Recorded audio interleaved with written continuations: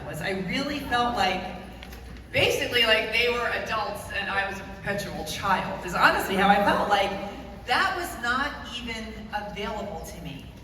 So we've all got that sort of thorny thing, right? That we just feel like, why can't I figure this one out?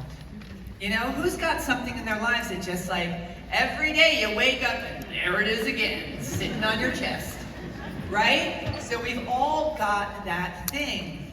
And for me with money, you know, it sucks to be broke. You know, obviously it's terrifying because you need to eat and not sleep outside. And it's really boring. You can't do stuff if you don't have money. And for me, and this may relate to the thing you're going through, the worst part was I felt like, seriously, Jen? This is the best you can do with your one and only life on planet Earth? You're gonna be all scrappy and driving across town to save 2 cents on a gallon of gas. Eat tuna fish out of a can with a plastic fork every night. Like it was so painful to have all this energy and this like little bright shiny light inside of me that felt like I could do anything and to be squandering it. That was really the worst part for me. So, you know, what would happen is I would be stuck in that spot, and my mantra at that time was, I don't know. I was like, I don't know how to make money. Like, I don't even know what I would do to make money. I don't know what I'm doing. I don't know. And at the same time, I had a ton of really great ideas. And it's funny, I recently went through a bunch of my old journals, and in every single journal from every single year, there was the list. And the list was like, travel writer, photographer, DJ, dog walker, like all these ways that I thought I could make money, right? And every once in a while, I would get out of my I don't know quagmire and go for it. At the time, I was a freelance writer, and I topped out at like 35 grand a year. That was the most I made for most of my adult life. It's $35,000 a year, which is not very much money. So I was like, all right, I'm gonna keep freelancing, but I'm gonna be a photographer. Like, actually, you know what? I got a really natural eye. This is clearly my calling. So I would borrow mom's camera and sign up for the class at the community college down the road. And I was like, oh my God, this is it. And I'd like walk around with my camera on my arm, like, look at me, I'm a photographer. And I was all into the image of it and all, you know, taking pictures, having a blast. But then my professor had the audacity to make me learn about f-stops and like shutter speeds, and maybe those are the same things, I don't know. And lighting and all this stuff that was so boring. Like, I just want to take pretty pictures. So what happened was, it got hard. And I had to do stuff I didn't want to do. And that's when I would decide, you know, my eye is not as good as I thought it was. I am not as natural at this as I thought. And so, decided I wasn't a photographer, gave mom her camera back, slunk back into I don't knowville until the pain got to be too much again. And then I'd find something else on the list and half-ass that until it got too hard, right? And this went on for like 20 years. I wish I was exaggerating. So can anybody relate to that? Sort of the trying, the waffling. Thank you for being honest, my people. So one day, I really was just like, enough of this. And I did something that changed my life forever. I made the decision to get rich. I made a decision, okay? And so here's the difference between wanting and deciding. So I really, back in the day, I really wanted to be rich and to not be scrambling so much and to not feel like such a big fat financial loser. I really wanted it, I really did. But what would happen is, when you want something, that's real, that feeling is very real. But you try until it gets too hard, or it gets too expensive, right? Or you put yourself at risk of looking like a moron. Or you realize that if you change, the people who love and know you as you are may not accept you, right? There's all this stuff going on, and that's the terror barrier that you come up against. And when you're just wanting instead of deciding, you slink back to your comfort zone. When you decide, however, you see that terror barrier and you blast through it. That's what a decision does. And that's where your freedom is. It's on the other side of that terror barrier. So you have to come right up against it and go through it and do whatever the hell it takes. So, that's what I had done. I decided to do that, right? And so, one of the very first things I did was I started reading a lot of self-help books, which may not seem like a big deal, but I was in a rock band.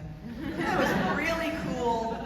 That stuff was for these rah-rah, gooey, woo-woo freaks. Woo! Right, I'm proud to be part of that posse now, man. And I was not available to have my identity. You know, I was terrified I was going to drop dead and they were going to find these books in my house and I'd lose all my street cred. So that was a big one, going through that terror barrier. And I mean, you know, lo and behold, these books were just like, I just was eating it up. I was like, oh my God, this makes so much sense. I love everything they're saying. Although I will say I was super irritated about that part where you're saying words create your reality. I was like, seriously, I am living in a garage in an alley, and all I have to do is change my mind? Thanks for nothing. I was like, there has to be some bigger mystery to this. It has to be harder, because I cannot have just spent this much time in this garage, and that's all I gotta do. So I read all the self-help books. I started going to seminars on making money, because it was all about making money. I was very, very, very focused on making money, which, by the way, that right there, you guys, for all those of you who are in a similar spot, who feel like the money piece is the piece you haven't quite figured out yet, admitting that you want to get rich is so loaded, right? I have written about religion, I have written about sex, and I have written about money. And money, by far, has the biggest freak show around it. And it's got some stiff competition with those other two, trust me. And, right? You say you want to get rich, where does your mind immediately go? You are going to compromise your morals and do horrible things to make money. You say you want to get rich, that's where we all go immediately, which is so weird. So many people do such beautiful things to make money and do such beautiful things with their money. But for some reason, don't say you want to get rich. So for me to get over that judgment was huge. And so I started going to all these money-making seminars where I would like high-five people and be like, I have a millionaire mind and so do you! Remember, cool, in a rock band, not okay with that. But I did it. And at one of these seminars, there was a woman speaking on stage and she was a life coach. And this was like 15 years ago. So like, do you even need any credentials to be a life coach today? I don't even think you do. I don't have any and I'm a coach. And so back then, this was even when it was even more, I had never even heard of a life coach, right? Here she was on stage, and it was basically like, Jen Sincero, I am speaking to you and all of your issues. She helped women with their financial stuff. And it was just hit me in my gut. And then she told everybody how much she charged. And when I came to,